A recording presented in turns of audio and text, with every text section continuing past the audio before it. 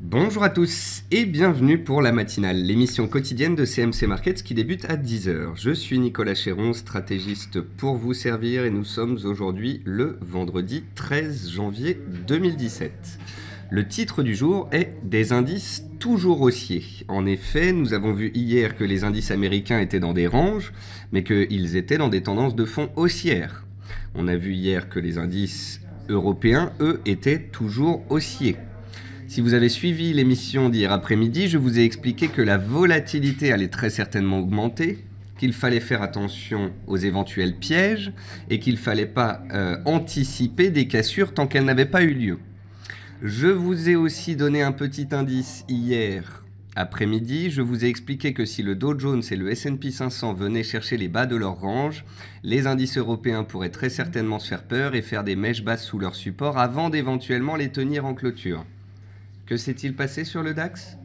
On a cassé les 11 530 points, alors que les indices américains se faisaient des petites frayeurs et revenaient vers les bas de leur range. Les bas de range ont tenu, les acheteurs ont repris la main. Le DAX a clôturé où? Au-dessus des 11 530 points. Un signal baissier a donc-il été donné? Absolument pas. Quelles sont les tendances en place? Toujours haussières. Et aujourd'hui, vendredi 13 janvier, vous devez noter que c'est le début du bal des publications des entreprises américaines. Donc voilà, bienvenue à tous pour cette émission. Effectivement, Jérémy, il n'y a pas de lien sur Twitter et j'ai autre chose à vous annoncer au sujet de la matinale pour les séances et peut-être les quelques semaines à venir. Sachez que suite aux nouvelles mesures concernant l'interdiction de promotion de certains CFD, nous devons, CMC Markets, travailler à la modification de nos supports, dont celui de la matinale, pour nous conformer aux règles en vigueur. Je serai donc dans l'incapacité de partager mes graphiques avec vous, que ce soit dans cette émission ou sur Twitter. Je vous remercie par avance pour votre compréhension et votre patience. Et bien évidemment, dès que je pourrai de nouveau mettre en avant des graphiques de notre plateforme, et bien évidemment, je le ferai. En attendant, ce sera une matinale écourtée et un quart d'heure US écourté que je ferai. Je vais voir si je vais peut-être y ajouter une nouvelle partie avec un peu plus de news ou de macroéconomie. En tous les cas, merci à tous par avance pour votre compréhension et votre patience. Voilà donc pour cette introduction un peu particulière. On va passer à un avertissement sur les risques comme à chaque émission. Un avertissement concernant le caractère purement informatif de cette présentation et les produits CFD. Je vous invite à en prendre note et vous pouvez bien évidemment utiliser les fonctions de questions-réponses en haut de votre écran pour pouvoir converser avec moi. Dans cette émission, nous verrons les dernières actualités marché, macro, les actualités et le palmarès action, les statistiques économiques passées et je me ferai un plaisir de répondre à vos éventuelles questions. Alors en termes d'actualité marché, le Dow Jones est venu tester la borne basse de son range vers 19 750 points. Il est dans une tendance haussière de fond, les acheteurs se sont présentés et il a clôturé au final en légère baisse de 0,32% à 19 891 points. Alors je trouvais assez amusant hier de lire de très nombreux commentaires de journalistes et d'analystes disant oui, les marchés vendent désormais l'effet Trump, les marchés n'y croient plus. Excusez-moi, on vient de monter pendant 3 semaines en ligne droite, le S&P 500 a gagné 15%, une de ses plus belles performances de ces 5 dernières années. Et on est à combien? 0,5% des plus hauts historiques. Les marchés sont donc toujours parfaitement haussiers, soutenus et positifs. Restez factuels, c'est très important. Nouveau record historique du FTSE, hier à 7330 points. Alors en théorie, un indice qui inscrit de nouveaux records historiques, ça n'a rien de baissier ici non plus. Le DAX, lui, a tenu parfaitement les 11 530 points malgré un trou d'air hier, trou d'air dont je vous avais parlé, je vous avais parlé de cette éventualité. En effet, on avait vu que les indices européens revenaient rapidement vers support et que les indices américains avaient encore un petit peu de marge à la baisse pour tester les leurs.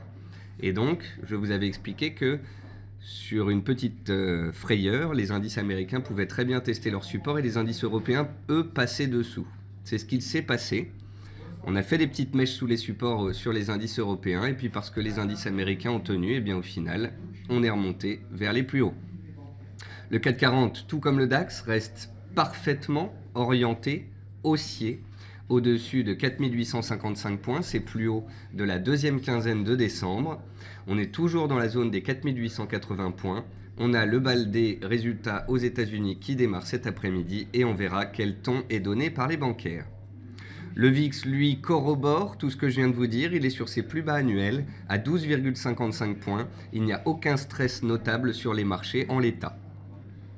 Et puis hier, je vous expliquais que le dollar index n'était pas dans une tendance baissière, qu'il était tout de même soutenu fondamentalement parlant, qu'il n'était pas certain qu'il aille plus bas.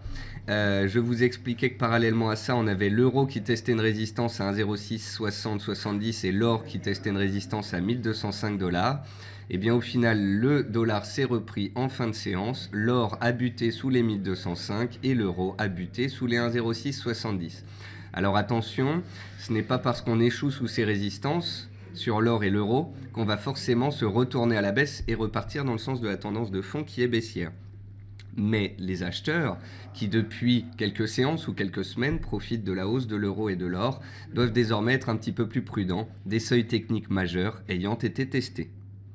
Et pour qu'on ait plus de hausse, il faudrait absolument les dépasser en l'absence de dépassement pour assister à de la neutralité, voire à des reflux.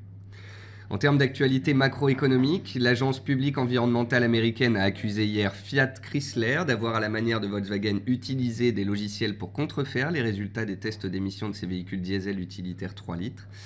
Ça pourrait concerner une centaine de véhicules. Il y a une centaine de milliers de véhicules, excusez-moi. Et on parle d'une amende, ce sont des rumeurs bien évidemment, de 4,5 milliards de dollars. Donc voilà, à suivre sur le secteur auto. En tous les cas, ça a pesé hier en fin de séance sur certaines valeurs du secteur automobile français qui aujourd'hui reprennent du poil de la bête et sont dans le top du palmarès du CAC 40.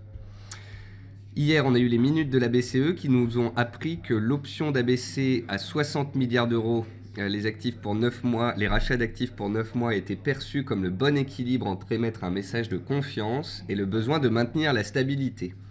En fait, la BCE constate la remontée de l'inflation, constate peut-être la moindre utilité d'un quantitative easing de 80 milliards par mois en 2017, mais la BCE nous explique aussi qu'elle fait ça par précaution, parce que 2017 pourrait être une année assez volatile, notamment à cause d'échéances politiques majeures en France et en Allemagne, entre autres.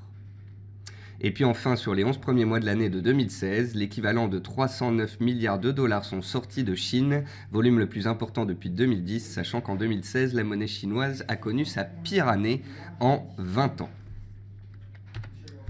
Côté entreprise, Technicolor a révisé en baisse sa prévision 2016 et perd 15% ce matin. Aéroport de Paris annonce une hausse de 1,8% de son trafic en 2016. Ubisoft annonce sa collaboration avec Amazon et Twitch pour la création d'un court-métrage. Côté meilleure et moins bonne performance du CAC 40, donc comme je vous le disais, on a l'automobile en tête avec Valeo, Peugeot, Renault qui hier se sont repliés à cause de ce scandale des émissions aux États-Unis qui a pesé sur tout le secteur automobile américain mais également mondial. Donc les valeurs du secteur auto se reprennent ce matin et on constate Société Générale qui est en hausse de près de 2%, qui a tenu son support des 46 € et elle réalise ça le jour de la publication des plus grandes banques américaines. Ça voudrait dire qu'après une certaine stabilisation pendant 1 à 2 semaines sous des résistances majeures, d'ailleurs j'avais rédigé une analyse la semaine dernière à ce sujet sur Société Générale et BNP qui étaient sous des résistances majeures, eh bien il se pourrait que suite à ces consolidations, les acheteurs tentent de reprendre la main. La hausse n'est donc peut-être pas terminée. On verra cela avec les résultats des sociétés bancaires. Et puis on a Sanofi qui tire également le CAC en hausse de 1,5%. Sanofi qui pèse plus de 8% dans l'indice français. Et dans les baisses, on a quelques baisses autour de 0,50. Une baisse de plus de 1%. C'est Technip. J'ai pas trouvé d'actualité dessus ce matin. Je suppose que c'est très certainement un broker qui a revu sa position sur le titre. Côté statistiques passées, on a eu le PIB allemand qui est ressorti au plus haut depuis 5 ans, à plus 1,90 en 2016. Et puis on a eu en Chine les exportations qui ont baissé de 6,1% en décembre, tandis que les importations ont augmenté de 3,1%. Ce jour, à 14h30, on aura l'indice de prix à la production, donc le PPI aux États-Unis à 14h30, surtout les ventes au détail. Et puis à 16h, on aura l'indice de confiance des consommateurs, donc l'indice de l'Université du Michigan, et les inventaires à 16h également aux États-Unis. Alors pour ceux qui nous ont rejoints en cours d'émission, donc je vous le redis, pendant un certain temps, je ne pourrai pas faire de partie graphique sur la matinale et le quart d'heure US. Pour ceux qui n'étaient pas là, donc je vous rappelle que c'est suite aux nouvelles mesures concernant l'interdiction de promotion de certains CFD que nous travaillons à la refonte de nos supports. Donc voilà, vous pouvez me poser des questions, je peux répondre à ces dernières. N'hésitez pas, mais pour les graphiques, on met en pause. D'ailleurs, concernant le lien de la matinale, je ne pourrai également le poser sur Twitter, donc vous devez prendre l'habitude désormais de le mettre de côté ou d'aller directement le chercher sur le site de CMC Markets. Alors Pascal me demande CGG point d'interrogation. Alors Pascal, il serait bon par contre de préciser un petit peu vos questions. CGG Veritas est un titre qui fondamentalement est extrêmement baissier car cette société a 2,3 milliards d'euros de dettes. CGG Veritas est une parapétrolière qui souffre d'un manque de clients depuis à peu près 1 an et demi, depuis la forte baisse des cours du pétrole. CGG Veritas est un titre qui hier a cassé ses plus bas annuels à 11 € et elle est toujours baissière tant qu'elle n'aura pas réussi à recasser une résistance. Donc là, le support d'hier à 11 € fait désormais techniquement résistance. Manu me dit « Bonjour Nicolas, pourquoi ne pas nous envoyer les graphiques par email ?» Eh bien parce que c'est le même problème mon cher Manu. Ne vous inquiétez pas, c'est temporaire. Je vais faire ce que je peux pour vous publier de l'actualité, des résultats de société, des statistiques, des points clés. Je posterai ça toute la journée sur Twitter. Nous allons également pouvoir publier des graphiques et des papiers sur le site de CMC Markets. Je vous tiendrai au courant de tout cela, ne vous en faites pas. Et encore une fois, c'est quelque chose de temporaire. Gilles me dit, concernant l'USD CAD, on a fait une sortie par le bas, mais on semble la réintégrer. Vous en pensez quoi? Effectivement, Gilles, attention à l'USD CAD. L'USD CAD était dans un canal haussier de moyen terme depuis des semaines, et puis avant-hier, suite au discours de Donald Trump, on a eu des petites faiblesses sur cette paire, mais très rapidement on a trouvé une zone de soutien qui correspondait au plus bas précédent de cette tendance haussière, et on s'est repris. Donc attention ici, le dollar n'a pas dit son dernier mot, le dollar est la monnaie la plus puissante depuis 1 an, il est soutenu fondamentalement parlant, et donc attention à la baisse sur l'USD CAD qui n'est absolument pas certaine.